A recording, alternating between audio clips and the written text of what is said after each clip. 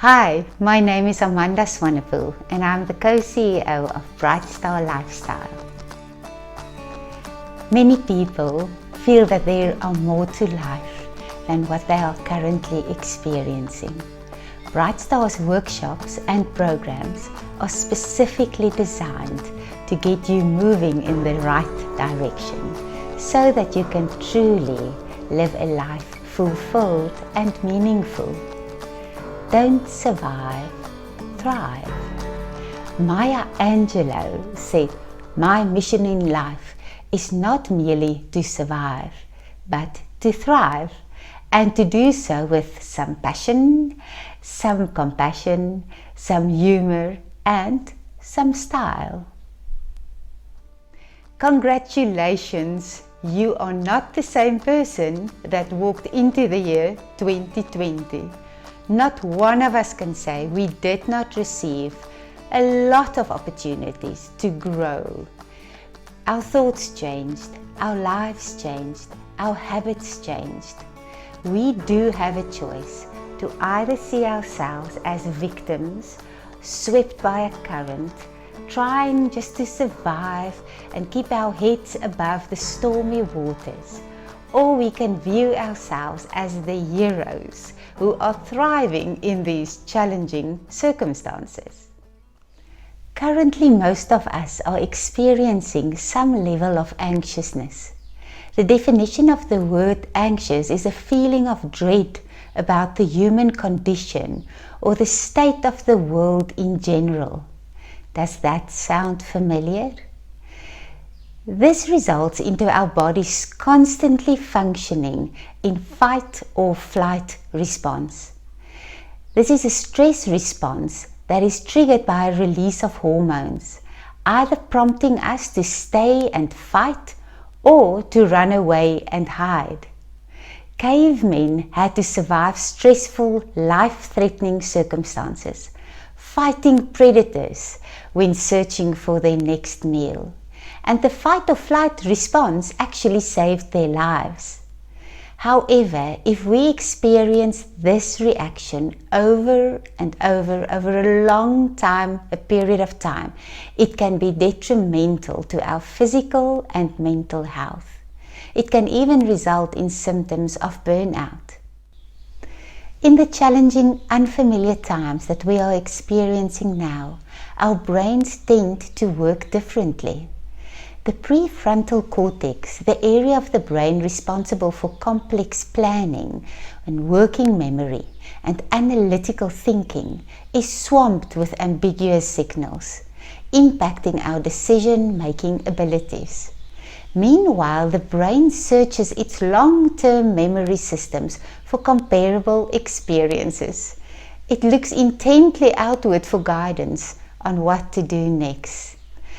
This combination of impaired analytical thinking and heightened external sensitivity creates a fragile, frazzled state in our brain that keeps our thoughts simultaneously on edge and unfocused. If that sounds familiar, you can at least take comfort that you are not alone and you are not imagining things. Your brain can be struggling at the moment, and a couple of extra naps won't solve the problem, though it certainly wouldn't hurt. The topic of this talk is choose to maintain your amazing brain. 3 aspects in this title might empower us towards thriving. The first one, your brain is amazing. The second one, you have a choice. And the third, there are things to do to maintain a healthy brain. Let's look at your amazing brain. David reminds us in Psalm 8 that we are fearfully and wonderfully made. With this scripture in mind, let's look at a few fun facts about our brain. The human brain produces 100,000 chemical reactions per second. The brain generates more electric impulses in a day than all the telephones in the world combined. It is estimated we have approximately 100 billion neurons. That is about 166 times the number of people on the planet. There are nearly 74,000 kilometers of nerves in an adult's body. And an adult person takes about 23,000 breaths per day. About 750 milliliters of blood pumps through your brain every minute. And excessive stress has shown to alter brain cells, brain structure, and brain function. Our brain is not fully formed until the age of 25. Brain development begins from the back of the brain and it works its way to the front. Therefore, your frontal lobes, which controls planning and reasoning, are the last to strengthen and structure. A small area in the brain called the amygdala is responsible for your ability to read someone else's face for clues to how they are feeling. The sense of smell connects to the part of the brain that also controls emotions and memories. This is why smells often evoke strong memories.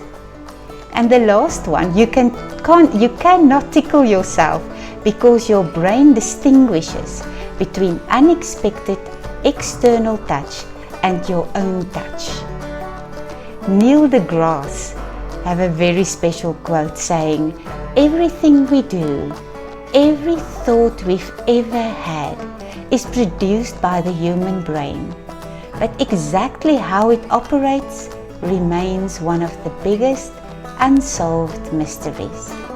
And it seems the more we probe its secrets, the more surprises we find."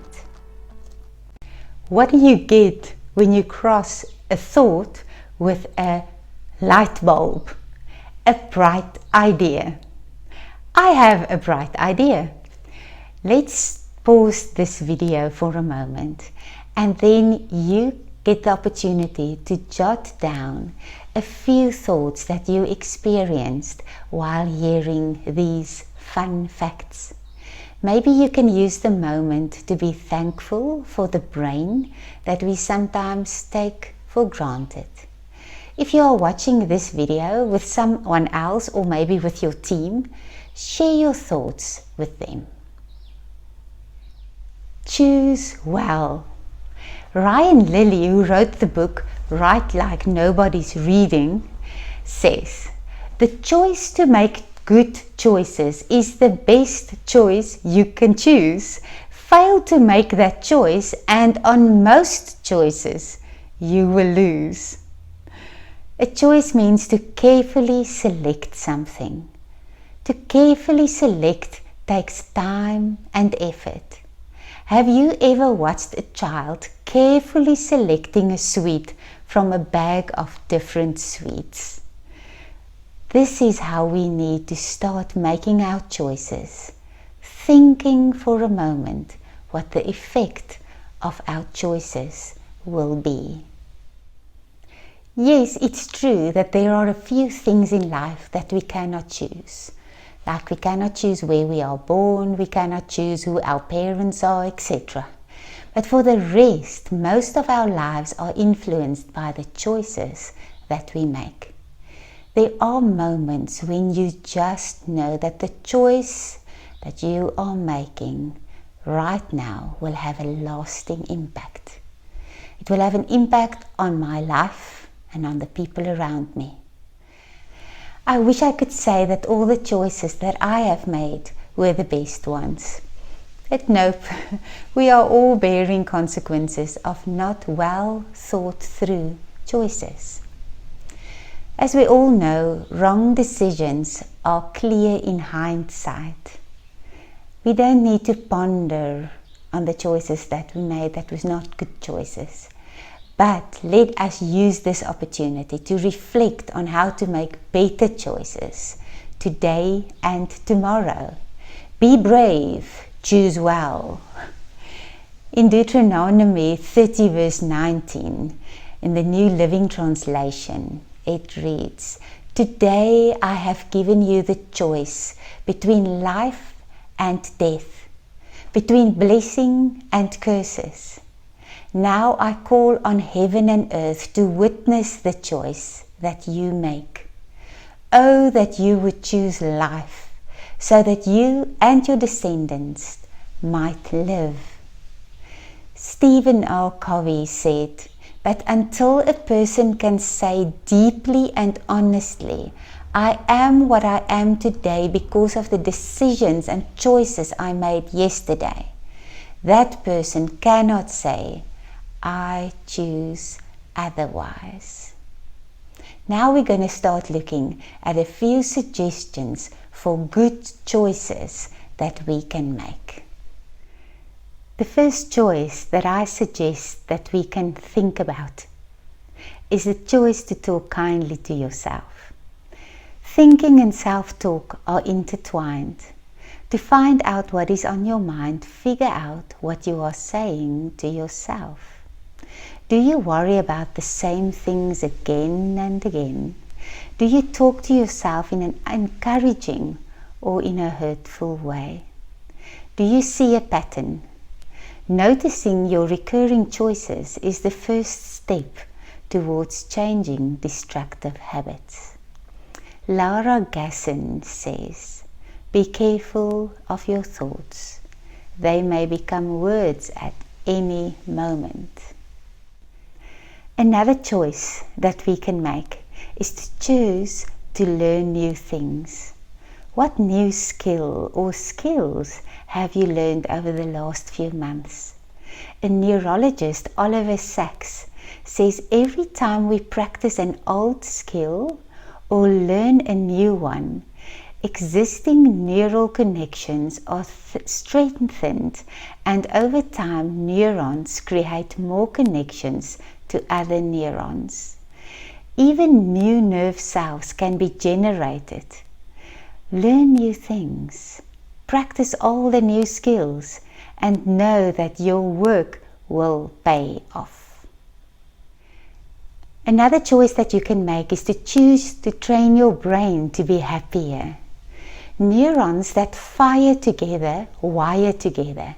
In other words, directed world mental activity can clearly and systematically alter brain function. For example, if you tend to wallow in frustration and anger when you make mistakes, practice telling yourself, mistakes are just part of life. I will make a conscious effort to learn from my mistakes. Of course, everything has two sides. You have a choice to keep that secret and keep on living a lie. You have a choice that you can stay in that toxic relationship. You can choose not to contact the loved one that you are thinking about for weeks now. We have opportunity to make choices, and there will be consequences for the choices we make. The term negativity bias refers to the brain's tendency to react more strongly to bad things like dangers, threats, mistakes or problems than to good things such as pleasure, opportunity and joy. Although the negativity bias has helped humans to survive by alerting us to possible threats, it makes it harder for us to relax, to enjoy life and to be happy. Luckily, you can train your brain to be happier. Focusing on the positive aspects of life actually builds new neural structures in the brain. Become aware of pleasant or happy experiences. Bring them to the foreground of your mind. Linger on these experiences for 5 seconds or more. By doing so, you will and can rewire your brain, making it more likely that you will notice other positive things around you in the future. Dr. Caroline Leaf says in her book Switch on Your Brain, As we think, we change the physical nature of our brain. As we consciously direct our thinking, we can wire out toxic patterns and thinking and replace them with healthy thoughts.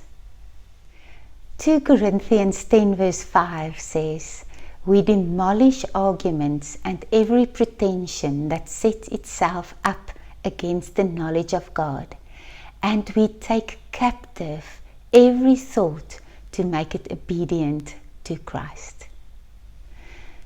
Pause the video and have a discussion. Share with the group or write down if you're alone one good choice that you are making at this moment that will influence the legacy that you want to leave one day. The third and last part of this conversation is to maintain our amazing brain.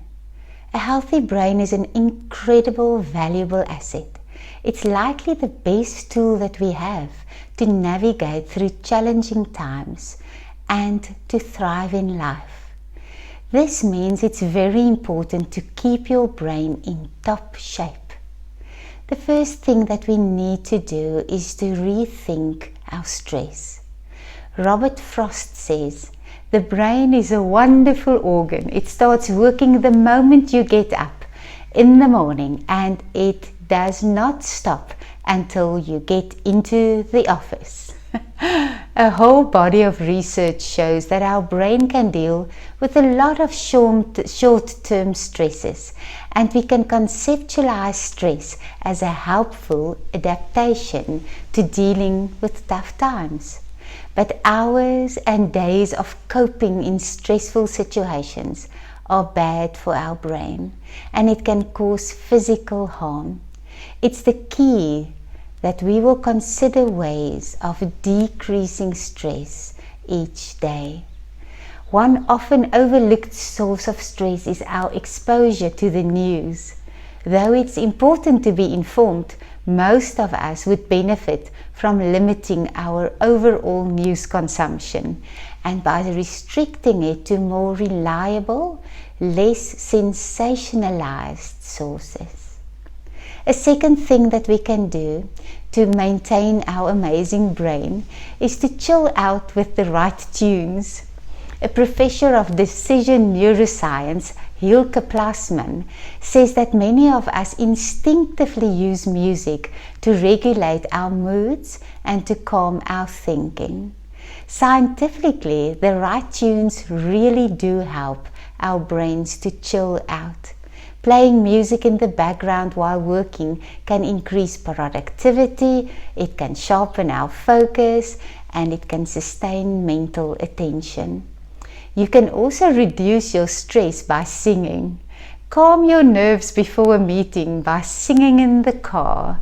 It floods your brain with endorphins, that's a group of hormones that reduces stress, and it will improve your mood.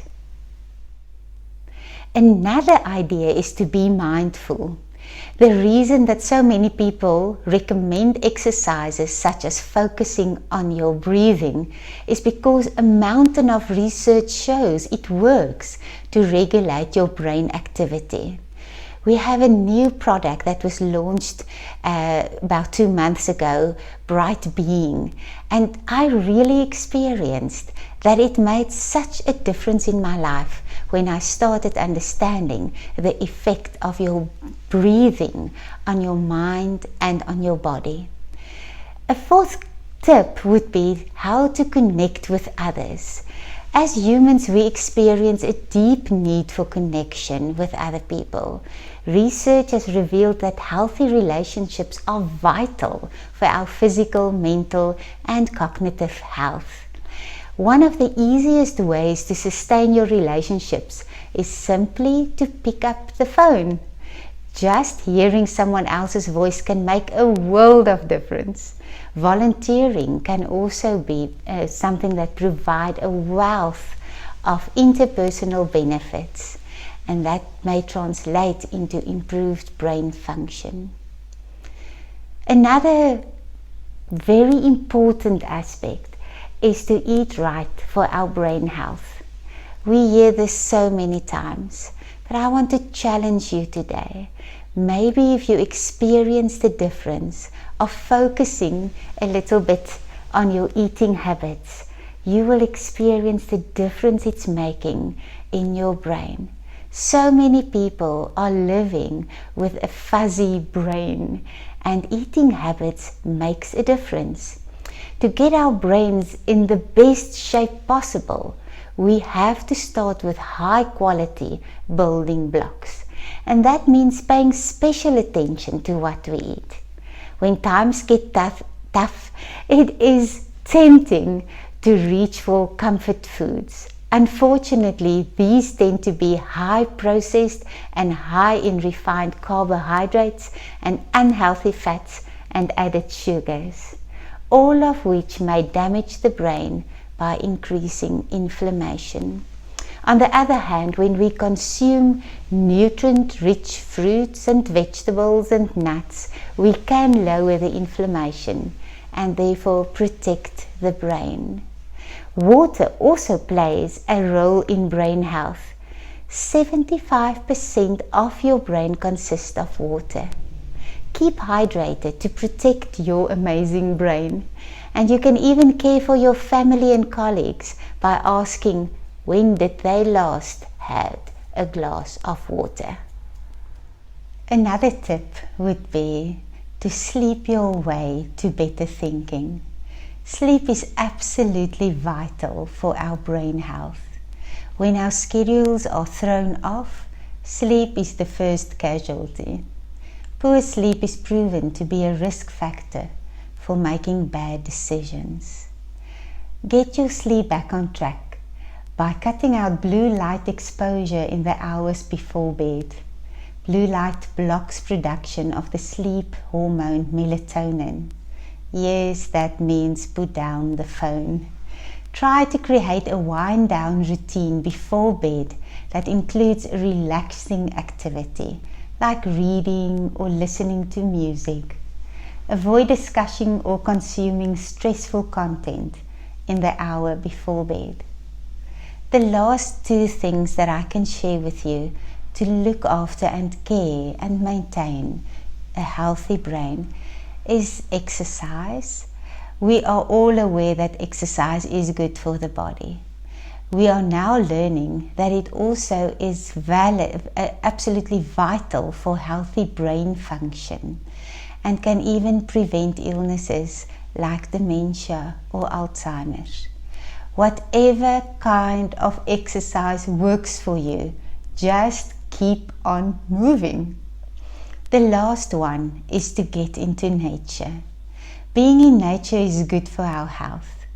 In fact, nature exposure has been linked to a host of brain benefits, including improved cognition and better mood. First and foremost, if you are able to get outside, do it. That's the best idea. Just 20 minutes in outdoor natural environment may be enough to lower levels of stress. It can be as simple as walking around in your neighborhood. If you are unable to get outside, maybe due to restrictions or weather or any other reason, consider bringing the outside indoor. Indoor plants are linked to increased positive emotions and reduced negative feelings. People working in offices with natural elements like plants and sunlight reported being more productive and more creative. And if you really are stuck inside and within the four walls, even photographs of nature may be helpful. One study found that compared to looking at urban pictures, seeing nature photos may help improve your brain function. My inspiration to share this content with you is really born out of one of the values in Bright Star Lifestyle, and that is integrity. We try to motivate and inspire our facilitators Do not expect anything from other people, program attendees, that they are not doing themselves. And I really started experiencing, after I did the Bright Star Wellness program and the Bright Star Bright Being, that's focusing on mindfulness, I practiced the suggestions in the workshops, and I experienced it made a difference for me. I'm still practicing, but that's my inspiration for you today, to care for your amazing brain. Yes, we can choose to maintain our amazing brain. Will you, just as conclusion, within the next hour, make sure that you speak to someone, telling them some of the decisions that you made today, sharing with them some of the ideas, because then it will also become your own, so that we all can thrive.